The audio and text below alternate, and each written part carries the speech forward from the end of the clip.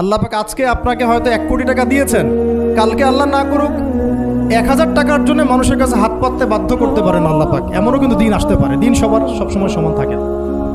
আজকে আপনার কাছে 1 কোটি টাকা আছে, কিছু মনে হচ্ছে না। কালকে কে জানে, আল্লাহ না করুক, যে 1000 টাকা কারো কাছে চাইতে হচ্ছে, 1000 টাকার জন্য ঠেকে গেছেন, হতে পারে না? তো রিজিককে মানুষ তাজিম না করলে রিজিক দূরে চলে যায়। দুটো বিষয় খেয়াল রাখবেন, দুটো বিষয়। এক হচ্ছে মাঝে মাঝে মনের মধ্যে কিছু আমল করার ইচ্ছা আসে না? মনে হলো যে আচ্ছা একটু 10টা আয়াত পড়ি, মনে আসে না? মাঝে মাঝে এমন মনে হয় না?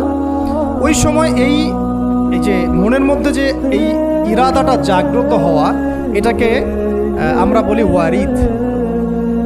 অন্য ভাষায় আপনি বলতে পারেন মেহমান। কি বলতে পারেন? এটা আল্লাহর পক্ষ থেকে আপনার কলবের মধ্যে মেহমান হিসেবে এসেছে। এখন আপনি যদি আমলটা করেন, সেই মেহমান বারবার আপনার কলবে আসবে। যদি আপনি ওই সময় আমলটা না করেন, মেহমান চলে যাবে। মেহমান অসম্মানিত হলে পরে আর আসবে